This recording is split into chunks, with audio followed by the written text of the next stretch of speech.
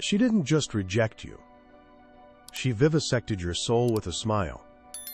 She carefully, methodically dismantled the man you thought you were, right in front of your own eyes, and left the pieces on the floor for you to clean up. You call it a rejection, a simple no. That is a lie you tell yourself to sleep at night. It wasn't a rejection. It was an execution of your perceived worth. It was a clinical assessment of your value, and the verdict was insufficient. You stood there, having poured out your carefully rehearsed feelings, offering your heart like a beggar offering a tin cup, and you watched her face. It wasn't disgust. It wasn't anger. It was worse. It was a flicker of pity, quickly replaced by the polite, vacant boredom of someone realizing they've wasted 5 minutes of their life. She didn't see a man. She saw a problem to be managed, an inconvenience to be dismissed. You were not a potential partner. You were an emotional chore on her to-do list. And in that moment, the entire universe you had built around her, the pedestal you so painstakingly constructed, didn't just crack. It vaporized. You became a ghost in your own life, paralyzed by the chilling finality of her indifference. Do you remember the silence that followed? The sound of your own blood pounding in your ears, a desperate drumbeat in a world that had suddenly gone quiet. You handed her all the power. You made her the sole arbiter of your happiness, the gatekeeper of your self-esteem. You believed that vulnerability was strength, that showing your need was a sign of authentic connection. You were wrong. You didn't show her your heart, you showed her your throat. And in the brutal, unspoken calculus of human attraction, a bared throat is not an invitation for a kiss, but an invitation for a boot. You operated under the delusion that attraction is a negotiation, a logical debate, where the man with the most good qualities wins the prize. You presented your case, your kindness, your attentiveness, your nice guy credentials, and expected a favorable judgment. What you failed to understand is a truth the philosopher Arthur Schopenhauer knew in his bones. Attraction is not a function of the conscious mind. It is a primal, biological imperative, a gut-level response to the blind, striving force he called the will.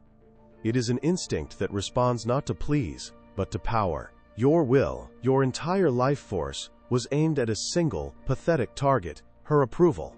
And that desperate need, that glaring lack of an internal center of gravity, was the most repulsive signal you could have possibly sent. It was a silent scream of weakness that she heard loud and clear. You became a walking apology. Every text you sent, every glance in her direction, was a plea for validation. You orbited her like a dead moon, devoid of your own light, hoping to catch a stray reflection of hers. This is the core of your failure. It wasn't what you said or didn't say. It was the fundamental premise of your existence, that your purpose was external, located inside of her. Schopenhauer wrote that a man can do what he wills, but he cannot will what he wills.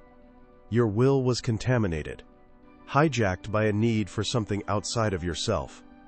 A man whose purpose is his own mission, his own unshakable drive, projects a gravitational force. He is a sun.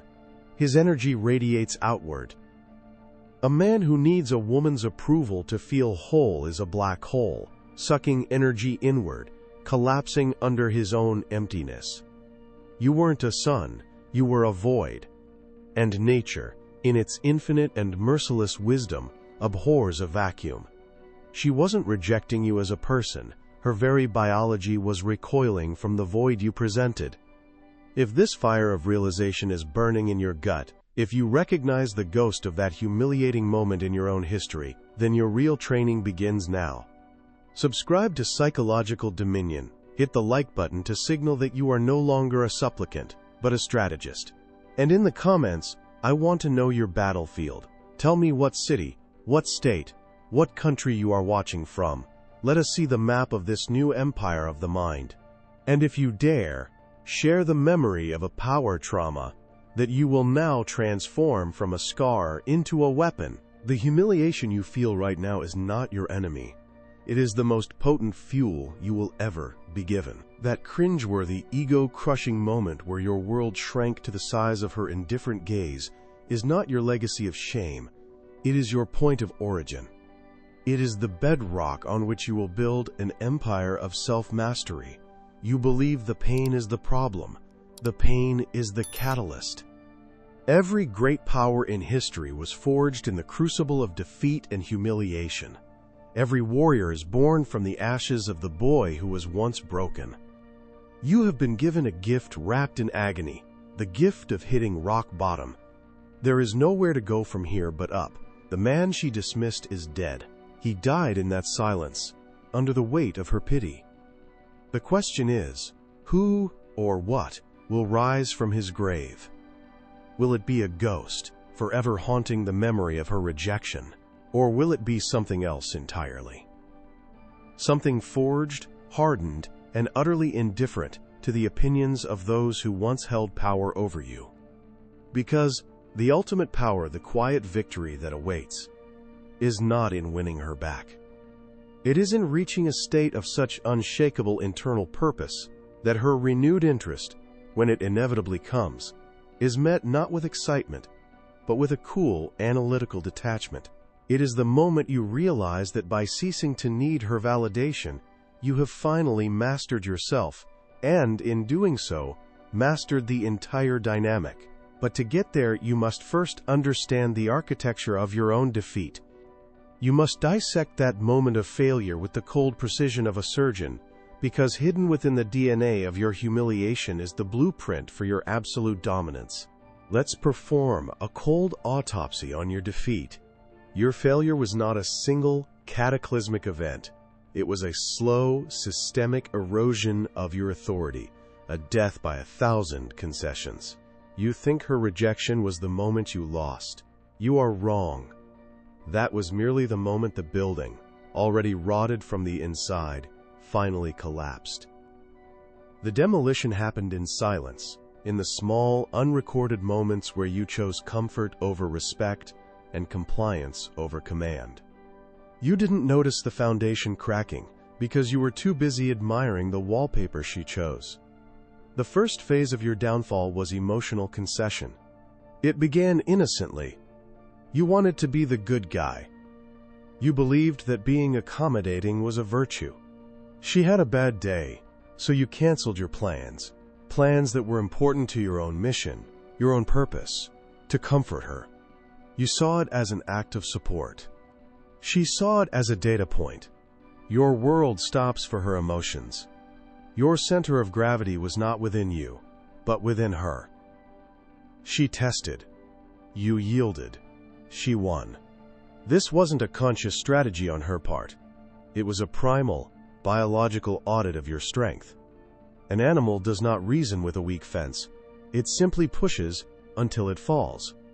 She pushed. You folded. And the first crack in your sovereignty appeared. You taught her that her emotional state held veto power over your reality. You gave her the remote control to your nervous system and then acted surprised when she started changing the channels at will. From there, you descended into the second phase, the relentless search for validation. Your actions were no longer driven by an internal compass, but by a desperate need for her approval. You started dressing for her, speaking for her, curating your personality to fit the mold of what you thought she wanted. You became a focus group of one. That project you were passionate about, you talked about it less because she seemed bored by it. That opinion you held strongly, you softened it when you saw her brow furrow in disagreement.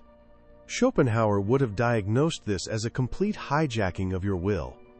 Your life's driving force, which should have been aimed at conquering your own world, was now pointed at a single pathetic objective, making her smile, earning a pat on the head. You are no longer the protagonist of your own story. You are a supporting character in hers. Every text you sent was a question. Do you still like me? Every gift was a bribe. Please don't leave me.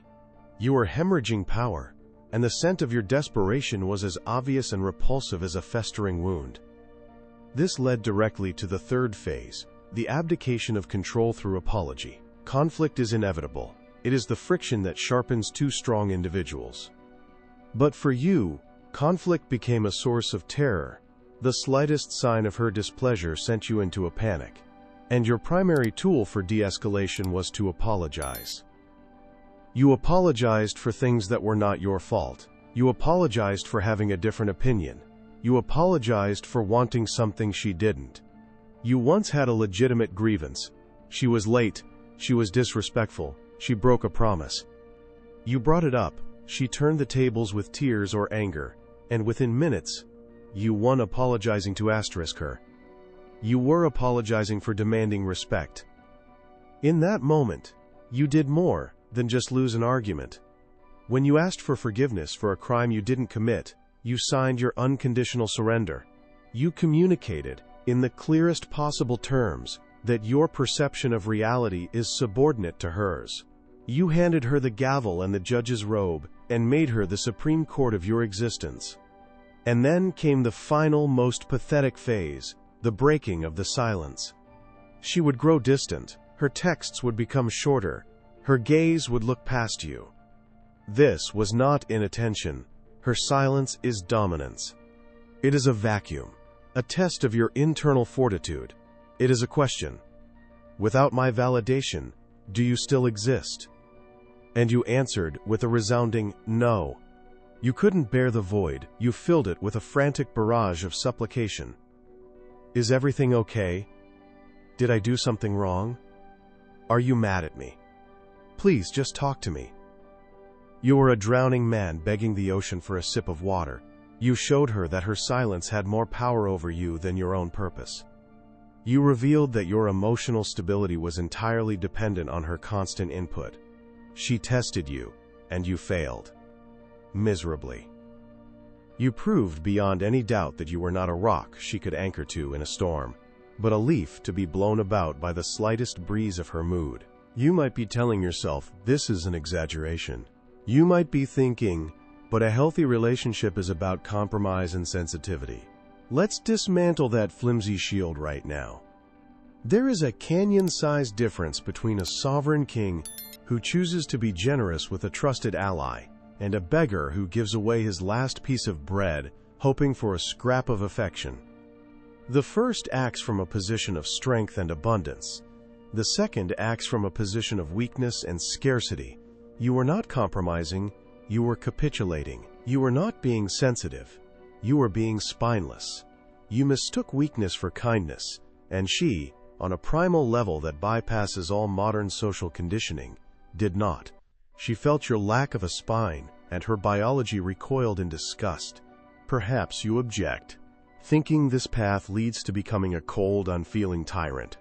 This is the lie the weak man tells himself to justify his own fear. This is not about being an asshole. It is about being an anchor. It is about emotional discipline. Your emotions are yours to command. They are not a public utility for her to tap into whenever she pleases. Your internal state must be a fortress, not a public park open to any emotional vandal. When your happiness is contingent upon her mood, you are a slave. When your happiness is generated internally, by your mission, your discipline, and your unbreakable will, you become a source of power. You become the weather, not the weatherman. If this autopsy of your failure strikes a nerve, if you feel the cold truth of this diagnosis in your bones, then it's time to stop the bleeding. The first step in seizing power is declaring your intention to do so. Subscribe to Psychological Dominion now.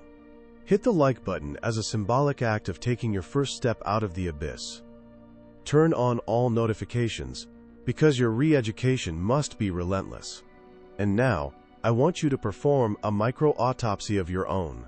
Think back to the last argument you had with a woman, a partner, a friend, a coworker, where you walked away feeling diminished and defeated. What was the one single word you said that you instantly regretted? Was it sorry? Was it please? Was it fine? Comment that one word below. Let's create a public record of these words of surrender so we can burn them from our vocabulary forever. Understand this: your fall from grace was invisible to the naked eye. It didn't happen in a shout, it happened in a hesitant yes when you meant no. It happened in the silence you chose not to break when you were disrespected. It happened in the apology you offered when you deserved one. It was a quiet, internal process of decay. You were the architect of your own collapse. No one is coming to save you. No one is coming to hand you back your crown. You threw it in the mud yourself. The only question now is whether you have the guts to pick it up, clean it off, and place it back on your own head. Because the man she rejected, the man who begged and pleaded and apologized his way into irrelevance, must stay dead and buried. Your job is not to resurrect him.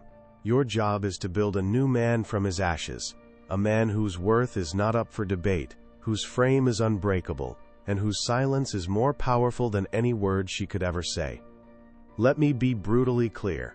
There is no going back for the man you were. That man is dead. He was executed by her indifference, and you are the one who must bury the corpse. Any attempt to resuscitate him, to explain yourself, to get closure, to make her see the real you, is an act of profound self-desecration. It is an attempt to reanimate a failure. There is no going back for the weak. There is only the construction of the new. This is not a process of healing. This is a tactical demolition and reconstruction. It is not emotional. It is strategic. Your feelings are now irrelevant. They are battlefield noise, a distraction from the mission. Your new operating system runs on one principle: the cold, hard logic of power. Your first orders are simple and absolute. Cut the excess. Install silence. Control the reaction. You will move, not with the frantic energy of a spurned lover, but with the chilling precision of a predator reasserting its territory. The first mechanism you will engage is the immediate and total reinstatement of scarcity. You will perform a social vanishing act. This is not a game of hard to get. That is a tactic used by children and the powerless. This is a declaration of sovereignty. Effective immediately, you will sever all lines of communication. You will not block her. That is a loud, emotional act that screams you are affected. No, you will simply cease to exist in her digital and physical space. No more viewing her stories. No more liking her posts. No more accidental texts. No more engineered run-ins at places you know she'll be. You will disappear from her life so completely and so suddenly that it creates a vacuum, a void where your predictable, needy energy used to be. You do this without a final word, without an explanation, without a dramatic exit. The lion does not announce its departure to the sheep, it simply leaves. This sudden absence is a pattern interrupt. She is used to your constant presence, your reliable orbit. By vanishing, you are ripping up the script. You are communicating, on a primal level, that the show is over, and you were the one who cut the lights. You are amputating a cancerous limb, your need for her validation, and you are doing it without anesthetic. The pain of this amputation is your purification. The second mechanism is the imposition of a strategic and weaponized silence. In the vacuum you have created, she will eventually reach out. It is an inevitability. It may be a casual, "Hey, how have you been?" text. It might be a comment on an old photo.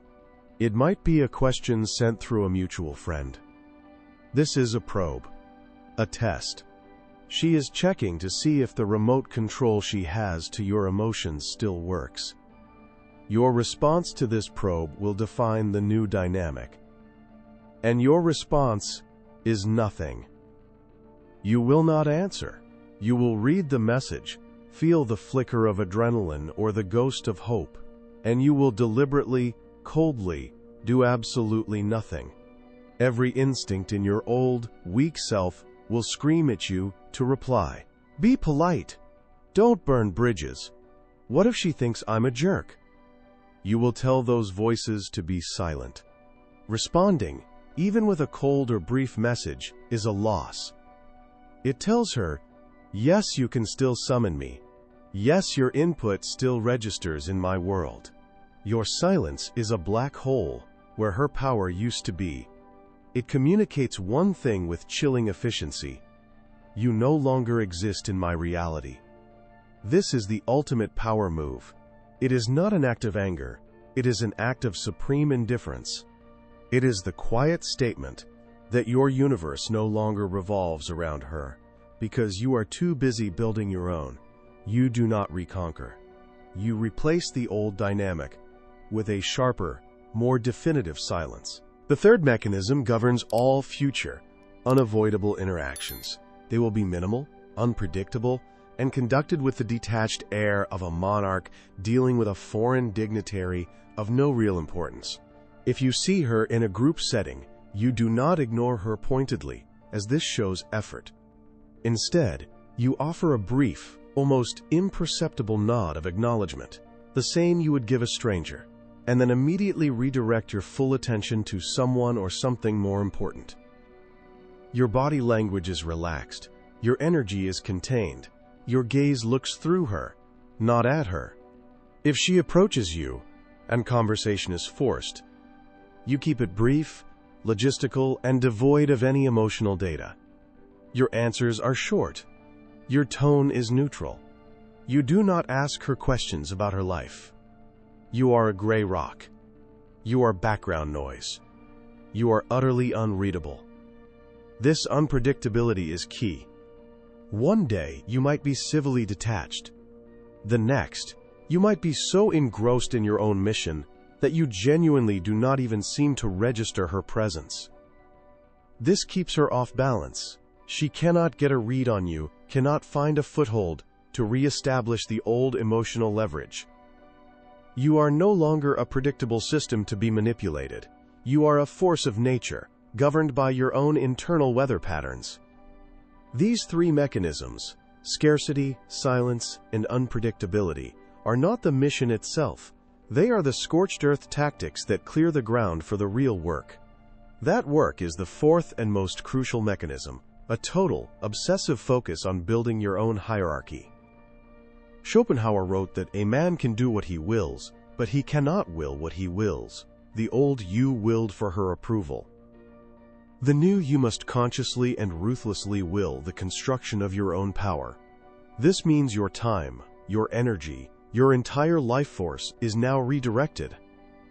While the ghost of your old self haunts her mind, the real you is in the gym, forging a body of iron. He is in the office, the library, or the workshop, building a financial fortress and mastering a skill until he is in the top 1%. He is expanding his social circle, not with other supplicants, but with other men of power and ambition.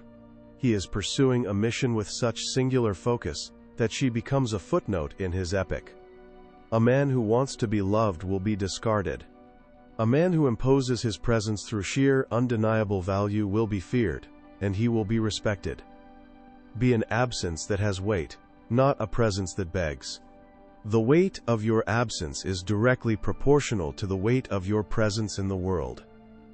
If the blueprint for this new man is becoming clear in your mind, if you can feel the cold fire of this strategy beginning to burn away your weakness, then it's time to sign the contract with yourself. Subscribe to Psychological Dominion. Hit the like button to declare the old you officially terminated. And activate all notifications, because every lesson from now on is a weapon for your arsenal. Now, answer this with cold, tactical honesty in the comments.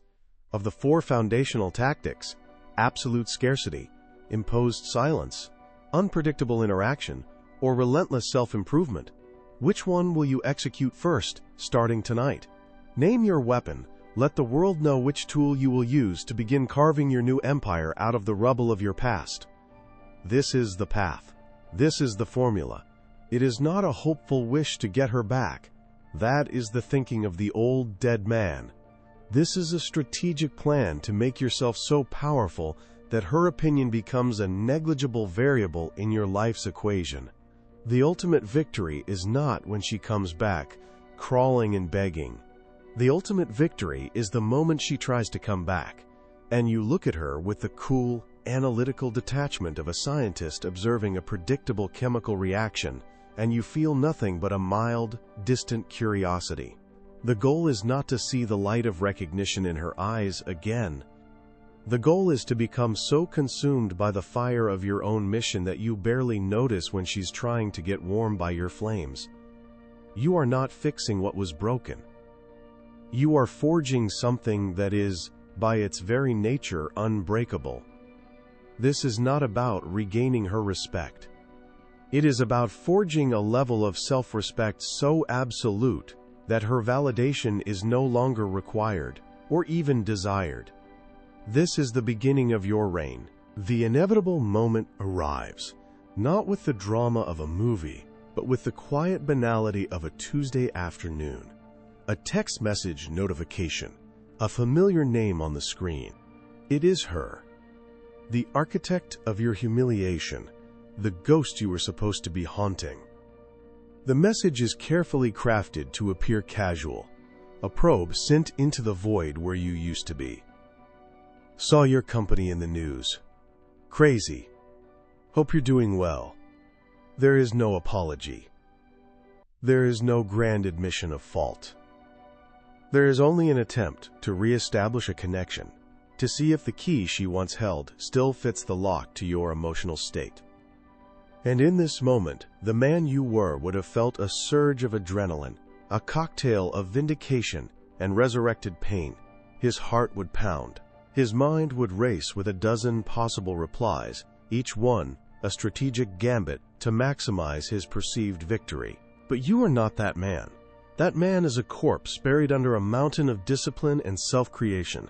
You look at the name on the screen and you feel nothing. Not anger, not joy, not even the cold satisfaction of revenge.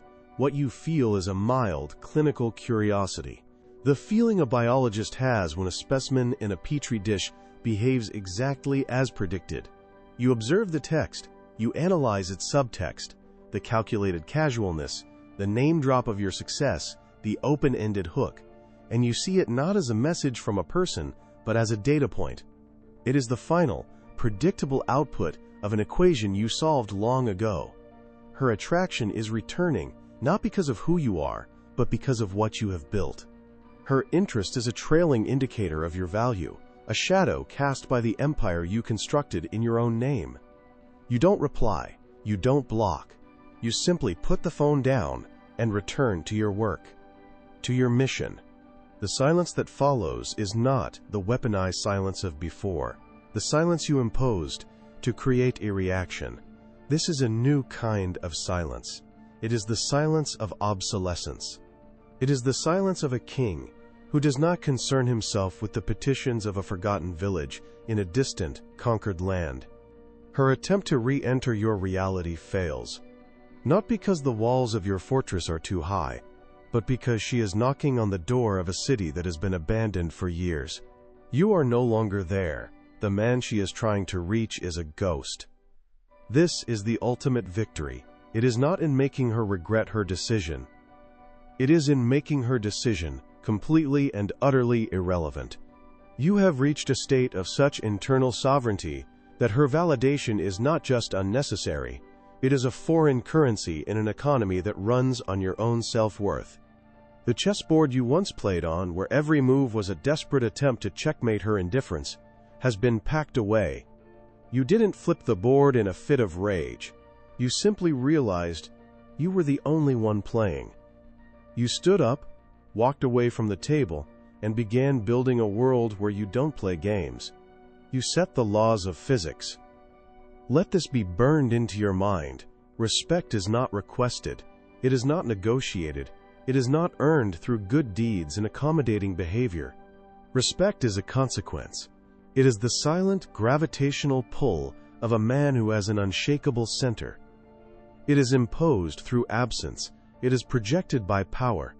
It is cemented by the cold, hard fact that your world does not stop, or even slow down, for anyone.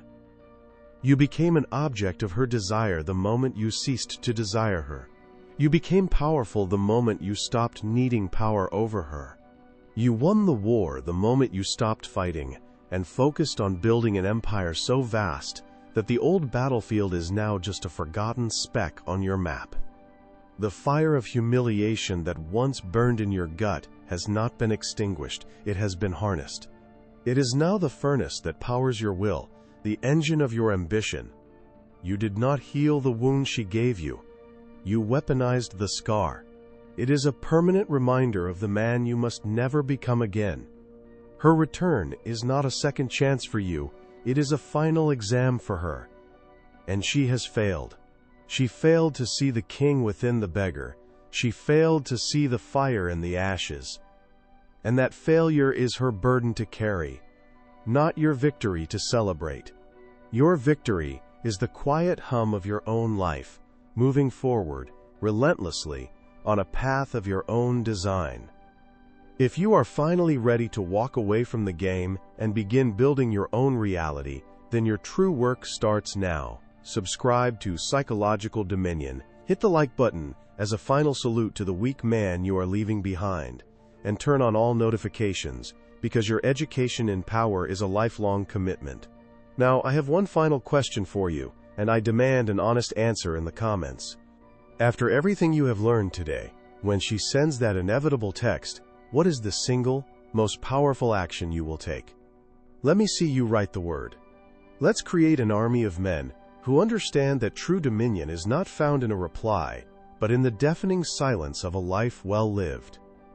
The day she doubts who you have become, it will already be too late.